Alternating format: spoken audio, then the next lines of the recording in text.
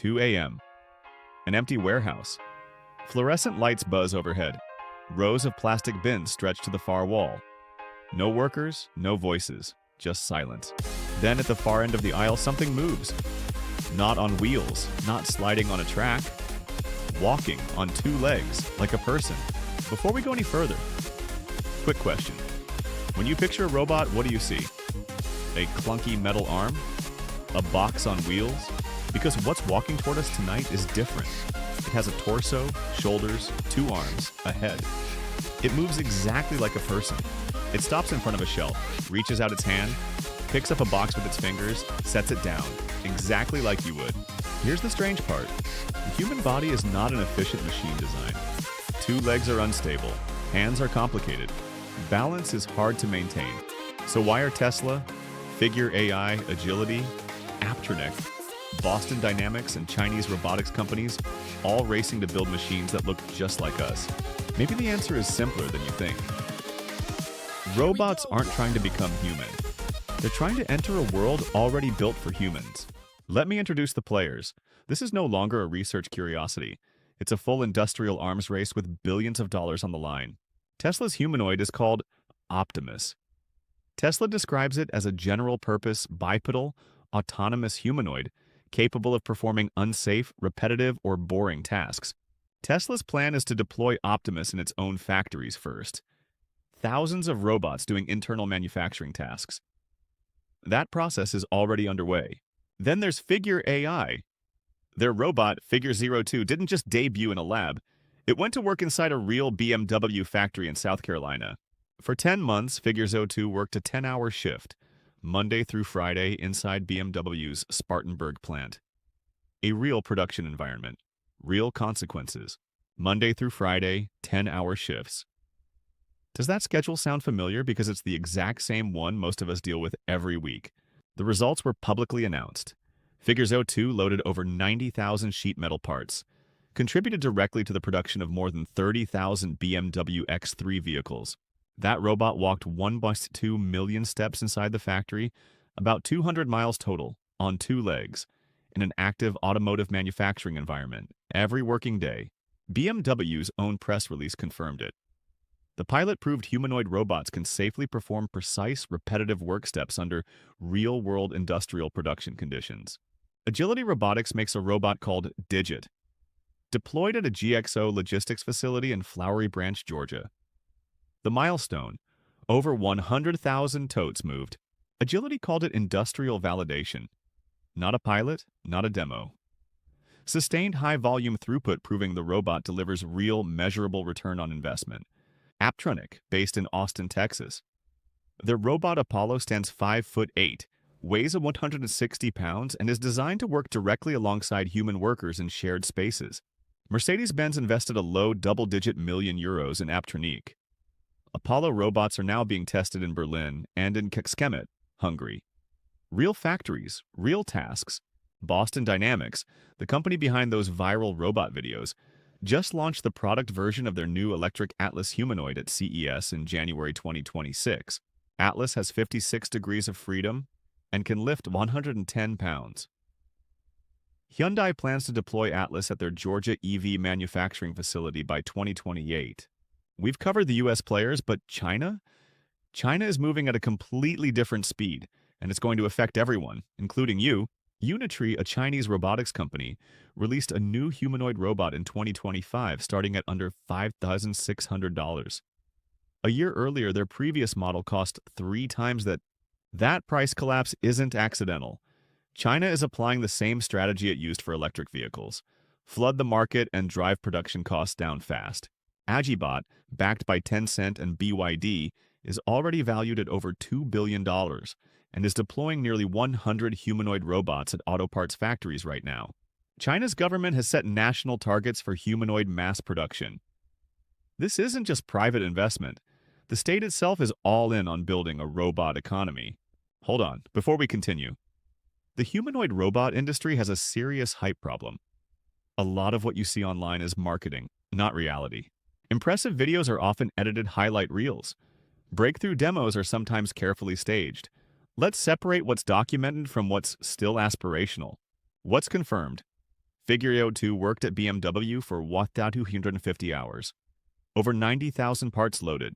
Verified by BMW's own press release and Figure's public announcement? What's confirmed? Digit moved 100,000 totes at GXO in Georgia. Both Agility Robotics and GXO publicly announced it. Sustained performance. Real numbers. What's confirmed? Mercedes invested real money in Apptronik and is testing Apollo robots in Berlin and Hungary. Reuters reported it. Companies confirmed it. But here's what's also true. None of these robots are doing everything a human worker does. Each robot handles one specific repetitive task. And that's it. McKinsey researchers put it clearly. Today's wins come from predictable routes and repeatable tasks. Not complex decision-making, not high dexterity assembly, not yet. Think of it this way.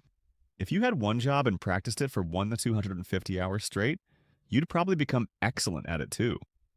Right? The real question isn't whether humanoids work today. They do, narrowly. The question is how fast that narrow capability expands into broader, more general work. Here's the part nobody really talks about. The human body is not a good engineering design. I know that sounds wrong, but stay with me. Walking is technically a controlled fall. You lean forward and catch yourself thousands of times a day. Your brain works constantly just to keep you upright. Knees wear out. Hips fracture. Lower back pain is one of the most common causes of workplace disability across every industry in the world. The human hand has 27 bones and dozens of tendons. It's extraordinarily complex, which is exactly why roboticists have spent decades struggling to replicate it. Humans get tired, lose focus, need food, rest, and sleep.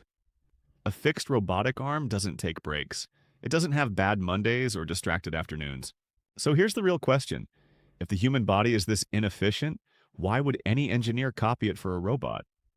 What's the actual logic here? A wheeled robot is more stable. A fixed robotic arm is more precise. A conveyor moves goods more efficiently. Pure engineering says, don't copy humans.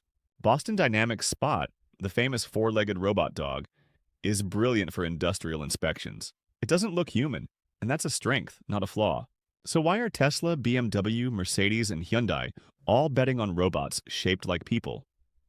The answer isn't about biology, it's about architecture. Humanoids aren't being built because the human form is optimal. They're being built for a reason that has nothing to do with the body itself. Here's the insight that changes everything. Once you see it, you'll look at every room around you completely differently. I genuinely guarantee it. Doors have handles, round ones, lever ones, push plates. All designed for a human hand, for fingers, a wrist, a specific range of motion. Stairs assume legs of a certain length and a certain stride pattern. A robot on wheels cannot climb them. The staircase was built for human gait. Shelves are at heights designed for people roughly 5 to 6 feet tall, with arms that extend, reach, and return to their sides naturally. Desks match a seated human's arm height. Tools fit human fingers. Light switches sit at human shoulder level, all designed for one specific body shape. Look around right now. Your chair, your desk, the mug handle, the light switch. Every object near you is designed for a human body. Yours. Warehouses have aisles wide enough for one human and a cart. Boxes are sized for human lifting. Labels sit at human eye level. All by design. Car factory assembly lines require workers to reach overhead, duck under frames, and squeeze into tight spaces. The entire design assumes a human body doing the work.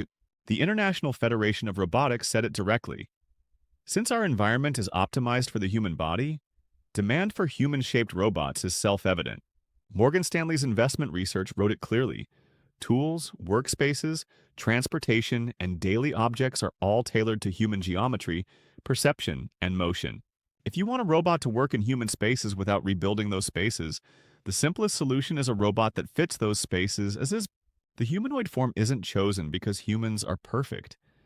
It's chosen because the spaces, tools, and workflows all assume a human-shaped user. Now let's talk about how long this human-shaped world took to build. Because this is not the work of a generation, or even a century. Archaeologists found evidence of ergonomic tool design going back thousands of years. Rocks and bones deliberately shaped to fit the human hand comfortably. Hippocrates, in 400 BC, described how a surgeon's workspace should be arranged and how tools should be positioned for maximum efficiency and safety. Think about that. Even ancient surgeons thought about designing workspaces for human bodies. This instinct, designing for our shape, goes back thousands of years. Every generation improved the tools. Handles got thicker or thinner, longer or shorter, heavier or lighter, each small adjustment compounding over thousands of years of use. Chairs evolved to match human posture. Tables evolved to match human reach. Workplaces evolved around human proportions. Each generation passed its adaptations to the next. OSHA defines ergonomics simply: fitting a job to a person. That principle, shaping work around the human body, is literally thousands of years old. Building a robot takes years. But rebuilding the world's factories, hospitals, and warehouses to fit a non-human shape? That would take entire generations. This is the strategic insight, the one that separates smart companies from companies just chasing headlines. And it explains everything we've talked about. To use robots in existing facilities, companies have two options. Option 1, redesign every shelf, door, aisle, and workstation for a non-human robot body. Imagine redesigning every facility in a global factory network from scratch. How long? How much? Probably decades, probably billions of dollars. Probably never fully done. Option 2, build a robot that fits the world that already exists, that walks through existing doors, uses existing tools, works at existing tables. Apptronik said it clearly in their Mercedes announcement. Humanoid robots avoid full-scale facility redesigns by deploying in spaces already designed for people. Agility Robotics echoed the same logic. The humanoid form lets robots use the same tools and infrastructure as humans without costly retrofitting or structural changes. Think of it like a universal power adapter. When you travel, you don't rewire the country's electrical system. You bring an adapter that fits what exists.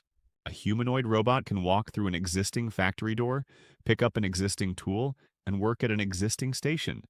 Day 1. No renovation needed.